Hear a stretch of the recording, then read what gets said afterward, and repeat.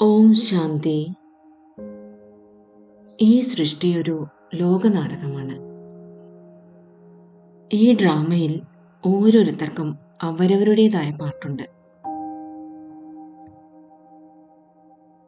ഓരോ വ്യക്തിയുടെയും സംസ്കാരം, വിചാരം, സ്വഭാവം എല്ലാം വ്യത്യസ്തമാണ്. ഏതെല്ലാം ആളുകൾക്കാണോ ചെറിയ ചെറിയ കാര്യങ്ങളിൽ വളരെയധികം ആവേശം വരുന്നത്, ഈ ആവേശം കൂടിക്കൂടി പിന്നീട് അവർ ക്രോധിയായി മാറുന്നു. അവരോട് ഇക്കാര്യം ചോദിക്കുമ്പോൾ, താങ്കൾ ഇത്രയും ചെറിയ കാര്യങ്ങൾക്ക് എന്തിനാണ് ഇങ്ങനെ ചൂടാവുന്നത്? ഇത്ര ക്രോധം എന്തിനാണ്? അപ്പോൾ അവർ പറയും, സാധാരണ എൻ്റെ സ്വഭാവം വളരെ ശാന്തമാണ്. എന്നാൽ ആരെങ്കിലും തെറ്റ് ചെയ്യുന്നത് കണ്ടാൽ എനിക്ക് ക്രോധം വരും. താങ്കൾ ഈ വിഷയത്തെക്കുറിച്ചൊന്ന് ചിന്തിക്കൂ. മുൻപിലുള്ള ആൾ തെറ്റ് ചെയ്തു. നമ്മൾ അവരോട് ദേഷ്യപ്പെട്ടു. ദേഷ്യപ്പെടുന്നവരുടെ തല ആദ്യം ചൂടാകുന്നു. പിന്നീട് അവരുടെ ബ്ലഡ് പ്രഷർ കൂടുന്നു. അവരുടെ ഹൃദയമിടിപ്പ് കൂടുന്നു. ഷുഗർ കൂടുന്നു. തെറ്റ് മുൻപിലുള്ള ആളാണ് ചെയ്തത്. ശിക്ഷ നമുക്കാണ് ലഭിക്കുന്നത്.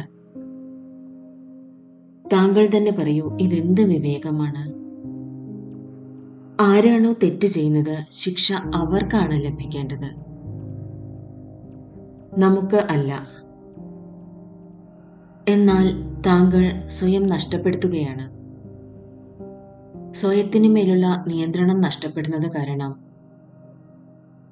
സ്വയം ശിക്ഷ അനുഭവിക്കുന്നു.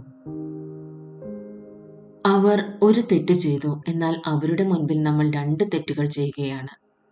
ഒന്ന് ആവേശത്തിൽ വന്നു, പിന്നീട് ആവേശത്തിൽ വന്ന കാരണം തലകീഴായ കാര്യങ്ങൾ പറഞ്ഞ് അവർക്ക് ദുഃഖം നൽകി. 2 തെറ്റുകൾ ചെയ്യുന്നത് കാരണം 2 പ്രകാരത്തിലുള്ള ശിക്ഷകൾ നമുക്ക് ലഭിക്കുന്നു. ഒന്ന്, നമ്മുടെ ആരോഗ്യത്തെ അത് ബാധിച്ചു. വായുമണ്ഡലം ചൂടായി, വായുമണ്ഡലം അശാന്തമായി, വായുമണ്ഡലത്തെ ദൂഷിതമാക്കി നമ്മൾ. രണ്ടാമത്, നമ്മൾ അവർക്ക് ദുഃഖം നൽകി. അതിനാൽ ധർമ്മരാജന്റെ കയ്യിൽ നിന്നും ശിക്ഷയും ലഭിക്കും. ഇതിന്റെ മുകളിൽ വിജയം നേടുന്നതിന്, ഇതിനു മുകളിൽ ശ്രദ്ധ വയ്ക്കുന്നതിന് നാം എന്താണ് ചെയ്യേണ്ടത്? കാരണം നമുക്ക് എല്ലായ്പ്പോഴും ഇക്കാര്യം ശ്രദ്ധിക്കണം.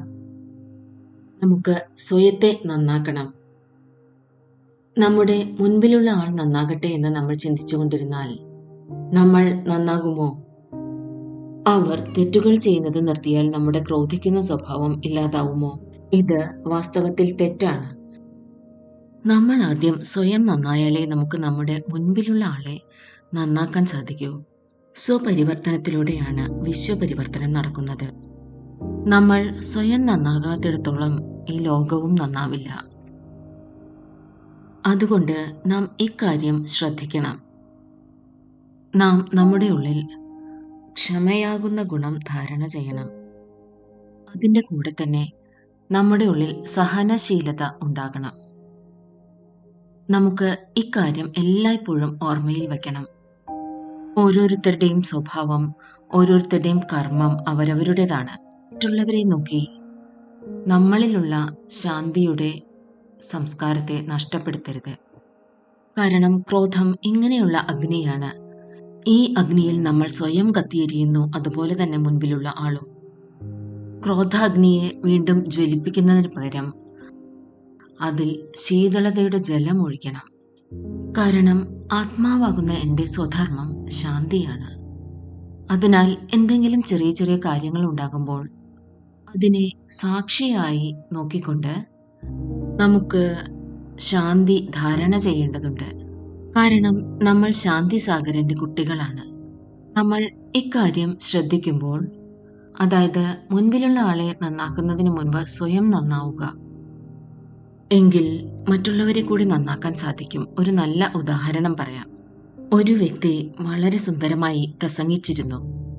അതുകൊണ്ട് അദ്ദേഹത്തിന്റെ പ്രസംഗം അല്ലെങ്കിൽ ലെക്ചർ കേൾക്കാൻ വളരെയധികം ആളുകൾ വന്നിരുന്നു. മറ്റൊരു പ്രാസംഗികനും ഉണ്ടായിരുന്നു.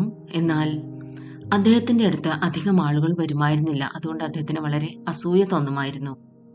ആ വ്യക്തി വന്ന് മറ്റേയാളുടെ പ്രസംഗം കേൾക്കുമായിരുന്നു. എന്താണ് അദ്ദേഹം പ്രസംഗിക്കുന്നതെന്ന്, എന്താണ് അങ്ങോട്ട് ആളുകളെ പിടിച്ചു വലിക്കുന്നതെന്ന്. അതുകൊണ്ട് അദ്ദേഹം പോകുമായിരുന്നു, ഇരിക്കുമായിരുന്നു. അദ്ദേഹത്തിന് അസൂയയും ഉണ്ടാകുമായിരുന്നു. ഒരു ദിവസം കുറേയധികം ആളുകൾ ഉണ്ടായിരുന്നു. അദ്ദേഹം പ്രസംഗിച്ചു കൊണ്ടിരിക്കുകയായിരുന്നു. ആളുകൾ കൈയടിക്കുന്നുണ്ടായിരുന്നു. അദ്ദേഹത്തിന് അസൂയയും വരുന്നുണ്ടായിരുന്നു. അദ്ദേഹം കാലിൽ നിന്നും ഷൂ ഊരി നേരെ സ്റ്റേജിലേക്ക് എറിഞ്ഞു. സ്റ്റേജിന് മുകളിൽ പ്രസംഗിച്ചു കൊണ്ടിരുന്ന ആ വ്യക്തിക്ക് നേരെ അയാൾ ഷൂസ് എറിഞ്ഞു. ആളുകൾ പരിഭ്രാന്തരായി നോക്കാൻ തുടങ്ങി. ആരാണ് ഈ പാപകർമ്മം ചെയ്തത്? അയാളെ തിരയാൻ തുടങ്ങി. അപ്പോഴാകട്ടെ പ്രസംഗിച്ചു കൊണ്ടിരുന്ന വ്യക്തി പറഞ്ഞു, എല്ലാവരും ശാന്തരായി ഇരിക്കൂ. തന്റെ നേരെ എറിഞ്ഞ ആ ഷൂസ് അദ്ദേഹം കൈകൊണ്ട് പിടിച്ചിരുന്നു. അദ്ദേഹം ആ ഷൂസ് തന്റെ കാലിൽ ധരിച്ചു. എന്നിട്ട് പറഞ്ഞു, അത്ഭുതമായിരിക്കുന്നു, ഇതെനിക്ക് വളരെ പാകമാണ്. പറഞ്ഞു, ആരാണോ ഈ ഷൂ എറിഞ്ഞത് ദയവ് ചെയ്ത് രണ്ടാമത്തെ ഷൂ കൂടി ഇങ്ങോട്ട് എറിഞ്ഞു തരൂ. അല്ലെങ്കിൽ താങ്കൾ വന്ന് ഈ ഷൂ തിരിച്ചു കൊണ്ടുപോയിക്കോളൂ. കാരണം ഇതൊന്നുകൊണ്ട് എനിക്കും ഉപയോഗമില്ല, താങ്കൾക്കുമില്ല. അപ്പോൾ എല്ലാവരും ചിരിക്കാൻ തുടങ്ങി, ശാന്തരായി. അവരുടെ പ്രോഗ്രാം അവസാനിച്ചപ്പോൾ ആ വ്യക്തി അദ്ദേഹത്തിനടുത്തെത്തി അദ്ദേഹത്തിന്റെ കാൽക്കൽ വീണ് കരയാൻ തുടങ്ങി. എന്റെ ഭാഗത്തു നിന്ന് വളരെ വലിയ തെറ്റ് സംഭവിച്ചു. എനിക്കത് ബോധ്യമായി. ഞാൻ പറഞ്ഞതിന്റെ അർത്ഥം ഇതാണ്: നമ്മുടെ മുൻപിലുള്ള ആളെ നന്നാക്കണമെങ്കിൽ നമ്മളിലുള്ള ശ്രേഷ്ഠ സംസ്കാരങ്ങളെ ഒരിക്കലും നഷ്ടപ്പെടുത്തേണ്ട ആവശ്യം വരുന്നില്ല.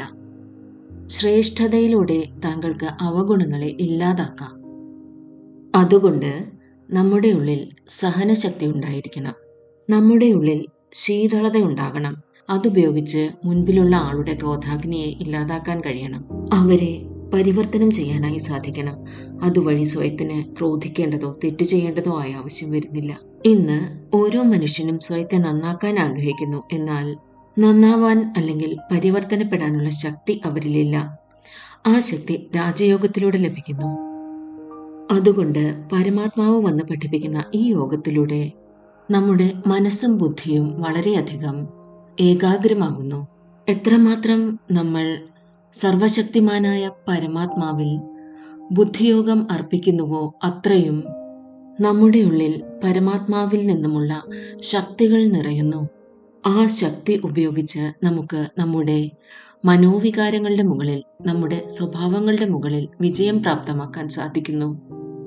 കാരണം നമ്മൾ എന്തെല്ലാം കർമ്മം ചെയ്യുന്നുവോ കർമ്മത്തിന്റെ ബീജമാണ് സങ്കല്പം. സങ്കല്പങ്ങളെ നന്നാക്കിയാൽ നമ്മുടെ കർമ്മങ്ങൾ നല്ലതാകും. കർമ്മം നന്നായാൽ നമ്മുടെ സംസ്കാരം ശ്രേഷ്ഠമാകും. സംസ്കാരം ശ്രേഷ്ഠമായാൽ മുഴുവൻ ലോകവും ശ്രേഷ്ഠമാകും. നമുക്കറിയാം, നമ്മുടെ പ്രാചീന ഭാരതം ദേവഭൂമിയായിരുന്നു. ഇവിടെ ദേവീ ദേവതകൾ നിവസിച്ചിരുന്നു. ദിവ്യഗുണങ്ങളുള്ള മനുഷ്യരാണ് ഉണ്ടായിരുന്നത്. ഇവിടെ സിംഹവും ആടും ഒരു കടവിൽ നിന്നും വെള്ളം കുടിച്ചിരുന്നു. പക്ഷി മൃഗാദികൾക്കിടയ്ക്ക് പോലും വളരെ സ്നേഹമുണ്ടായിരുന്നു. അങ്ങനെയുള്ള ഭാരതത്തെ തിരിച്ചു കൊണ്ടുവരുന്നതിന്, ഭാരതത്തെ സ്വർണിമമാക്കുന്നതിന് നമുക്ക് നമ്മുടെ ചിന്തകളെ സ്വർണിമമാക്കണം. പോസിറ്റീവാക്കി മാറ്റണം, ശ്രേഷ്ഠമാക്കി മാറ്റണം. അതിലൂടെ സ്വയത്തിൽ പരിവർത്തനം ഉണ്ടാക്കാൻ കഴിയണം. മുഴുവൻ അന്തരീക്ഷത്തെയും ശാന്തവും സുഖമുള്ളതുമാക്കി മാറ്റണം. അതോടൊപ്പം തന്നെ മറ്റുള്ളവരിലും പരിവർത്തനം കൊണ്ടുവരാൻ കഴിയണം.